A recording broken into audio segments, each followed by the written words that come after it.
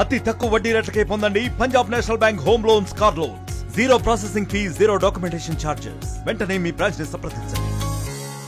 ఇది మన దగ్గర ఒకటి సెన్సేషనల్ గా ఆనర్ కిల్లింగ్ లాగానే ఒకటి క్రైమ్ మన దగ్గర Suryapet rural police station limits లోనే జరిగింది.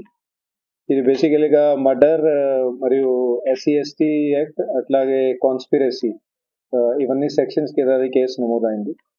సో బేసికలీ అది 26 జనవరి నాడు సాయంత్రం అండ్ లేట్ నైట్ ఆ టైంలలో ఇది క్రైమ్ రిపోర్ట్ అయింది. సో బేసికలీ దీంట్లో ఏమైంది, డిసీజ్డ్ ఎవరైతే ఉన్నారో డిసీజ్ కి ఒక అమ్మాయి తోటి లవ్ మ్యారేజ్ అయింది. అది ఇంటర్ కాస్ట్ మ్యారేజ్. అది వాళ్ళు కొన్ని నెలల క్రితం అది మ్యారేజ్ చేసుకున్నారు. సో చేసినాక అప్పుడు వాళ్ళకి కొంచెం కౌన్సిలింగ్ చేయడం జరిగింది, రెండు ఫ్యామిలీలకి కూడా.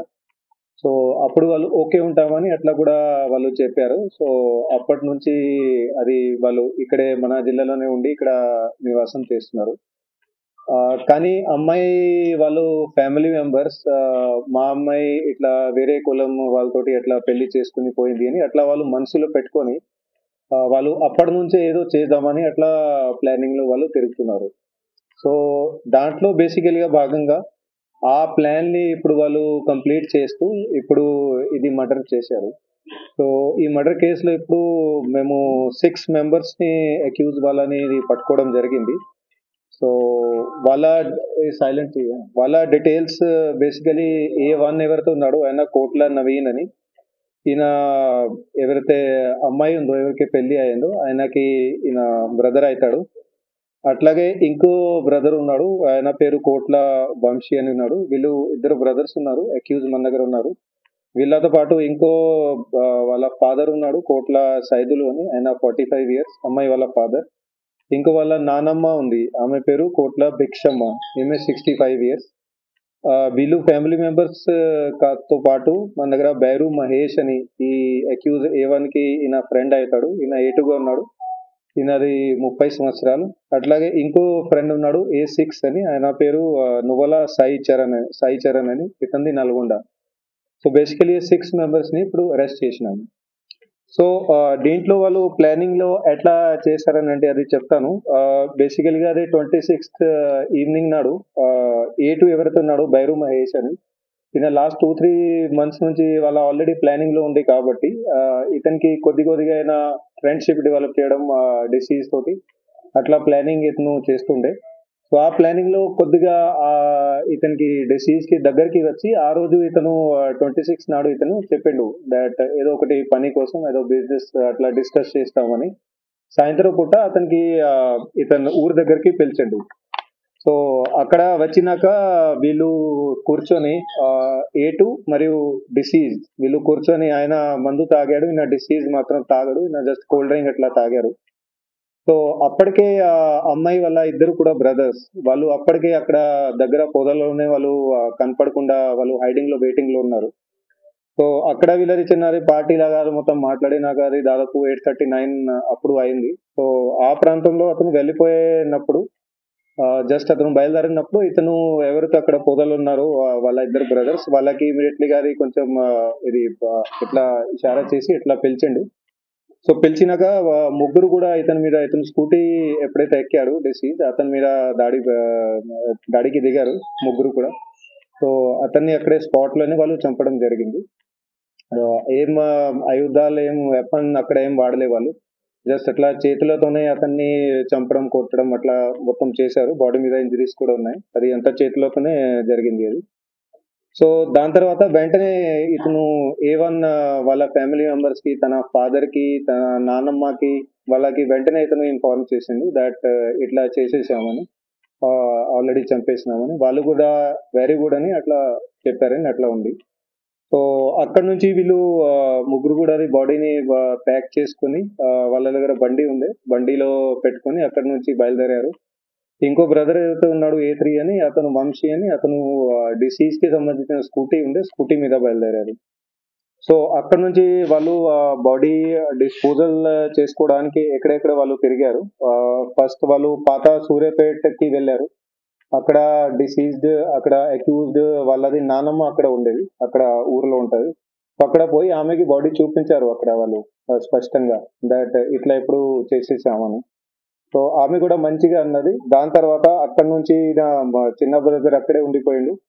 సో మిగతా వాళ్ళు ఇద్దరు అక్యూజ్డ్ బాడీతో పాటు అక్కడ నల్గొండకి వెళ్ళారు. నల్గొండలో వీళ్ళ ఫ్రెండ్ అక్కడ సాయి చరణ్ అని ఉంటాడు. అతనికి కూడా ఆల్రెడీ ఇంతకుముందు వాళ్ళు చెప్పి పెట్టారు ఇట్లా చేస్తామని. వాడు కూడా ఇన్వాల్వ్మెంట్ లో, మొత్తం మీరు క్రైమ్ ఇన్వాల్వ్మెంట్ లోనే ఉన్నాడు. సో అతను కూడా వాళ్ళు బాడీ చూపించారు, అతను బండి కూడా ఎక్కిండు. మరి అతను కూడా వీళ్ళతో పాటు అక్కడే నల్గొండ దగ్గరనే ఎక్కడెక్కడో వాళ్ళు కన్గల్ రోడ్ లో ఎక్కడెక్కడో వాళ్ళు బాడీ ఎక్కడ పాడేయాలని అట్లా వాళ్ళతో పాటు వెళ్ళిండు.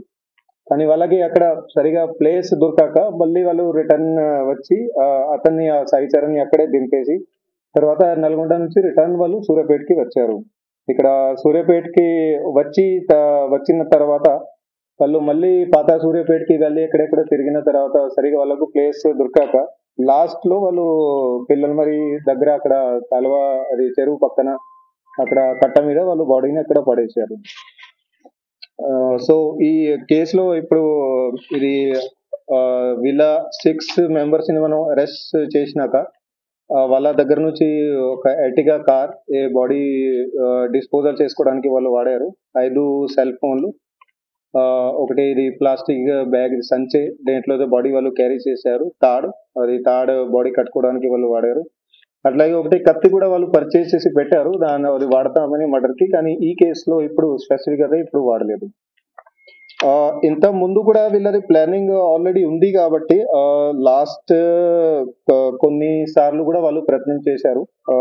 ఇంత ముందు కనీసం వాళ్ళు 3 times ఆల్రెడీ ట్రై చేశారు ఇతన్ని చంపడానికి. కానీ అప్పుడు వేరే కారణాల వల్ల, అది పబ్లిక్ అక్కడ ఎక్కువ మూవ్మెంట్ ఉంది, అప్పుడు వాళ్ళు చేయలేకపోయారు. అదర్వైజ్ వేరే పాసిబిలిటీ వాళ్ళకు కుదరలేదని అట్లా అయింది. సో ఈయనకి ఎప్పుడు కూడా డౌట్ పడలేదు. అదర్వైజ్ ఈయన అలర్ట్ అయి మాకి చెప్తే అప్పుడే యాక్షన్ తీసుకునే వాళ్ళని.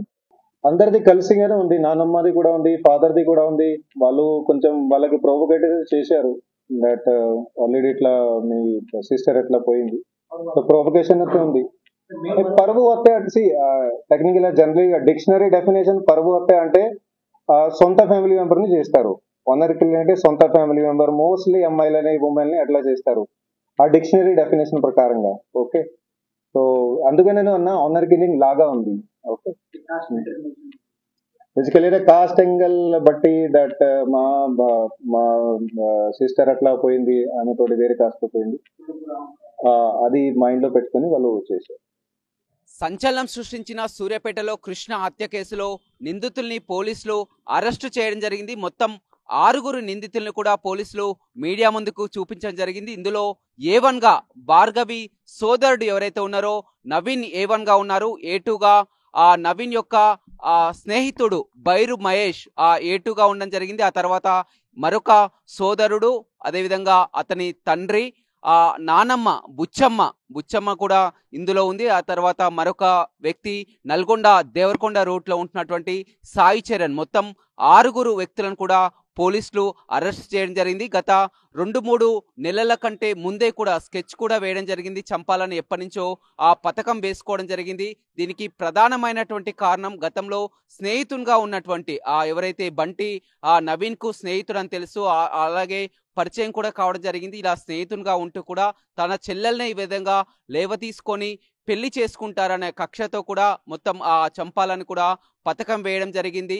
అందులోనే భాగంగా ఎవరైతే ఉన్నారో మహేష్ కు ఈ విధంగా బంటికి ఇద్దరికి కూడా స్నేహితులు కాబట్టి మహేష్ తో కూడా అతన్ని తీసుకురాగలిగారు. మహేష్ ఫోన్ చేసి కూడా ఒక ప్లాటు సంబంధించినటువంటి వివాదం, ప్లాటు 700 గజాల ఆ ప్లాటు జనగాం రోడ్ లో 700 గజాల ప్లాట్ ఉంది, అందులో కాస్త సెటిల్మెంట్ చేస్తే 300 గజాలు వస్తాయి, తలా 150 గజాలు తీసుకోవచ్చని కూడా గత కొన్ని రోజుల నుంచి కూడా అదే గురించి కూడా డీల్ గురించి మాట్లాడడం జరుగుతుంది. అందులోనే భాగంగా కూడా 26 జనవరి సాయంత్రం రోజు కూడా ఈ విధంగా తీసుకురావడానికి ముందుగానే ఎవరైతే ఉన్నారో సోదరుడు నవీన్ మహేష్ కు ఫోన్ చేసి చెప్పడం జరిగింది తీసుకురా. అదేవిధంగా నాటుకోడికి కూడా డబ్బులు ఇవ్వడం జరిగింది. నాటుకోడి కోయించుకొని నాటుకోడి వండించుకొని ఏదైతే ఉన్నారో వీరాచారి దాబా వద్దకు వచ్చి కూడా అతను మందు తాగడం జరిగింది. ఇతడు సోదరుడు ఎవరైతే ఉన్నారో బంటి అతను తాగలు కేవలం వైన్ తాగినటువంటి పరిస్థితి తెలుసుకోవచ్చు. తర్వాత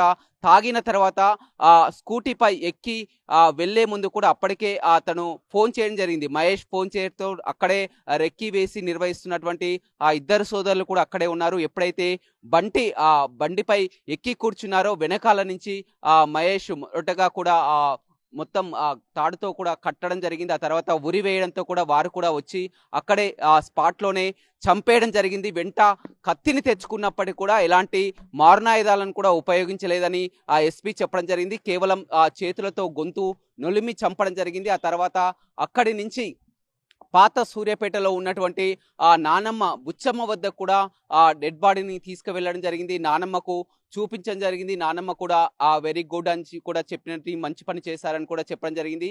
ఆ తర్వాత డెడ్ బాడీని ఎక్కడ వేయాలో తెలియక కూడా నల్గొండకు కూడా తీసుకురావడం జరిగింది. నల్గొండ సాయి చరణ్ ఎవరైతే ఆ స్నేహితుడు ఉన్నారో అతను కూడా తీసుకురావడం జరిగింది, చూపించడం జరిగింది.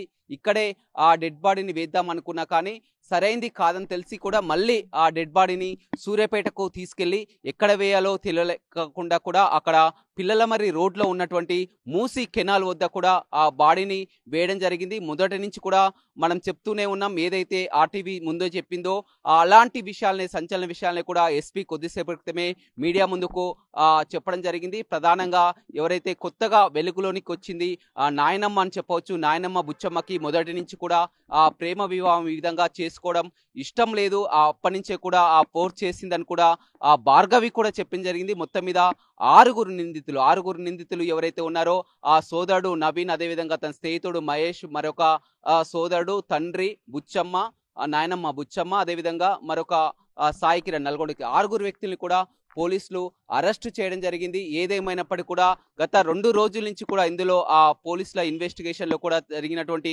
వివరాలన్నిటిని కూడా మీడియాకు వివరించడం జరిగింది. భార్గవి కూడా ఆర్టీవీతో కూడా మాట్లాడడం జరిగింది. ఈ రోజు ఆమె అంత్యక్రియల తర్వాత సూర్యాపేటకు వచ్చింది. సూర్యాపేట ఇంటికి వచ్చి కూడా బోర్న విలిపిస్తూ కూడా మళ్ళీ మాట్లాడడం జరిగింది. మా నాన్నమ్మకు ముందు నుంచి కూడా ఇదే విషయం చెప్తుంది. నానమ్మ ప్రోద్బలంతో కూడా మా అన్నలు కూడా ఈ విధంగా చంపారని చెప్తున్నారు. వారిని కఠినంగా శిక్షించాలని డిమాండ్ చేస్తున్నటువంటి పరిస్థితి కనిపిస్తుంది. ఏదేమైనప్పటికీ కూడా పోలీసులు మనం ముందు నుంచి చెప్తున్నట్లుగానే ఇది పరువు హత్యగానే భావించడం జరిగింది. ముందుగా అతనిపై కేసులున్నాయి. పాత కక్షల నేపథ్యం ఉన్నప్పటికీ కూడా గతంలో కేసులున్న మాట వాస్తవమే.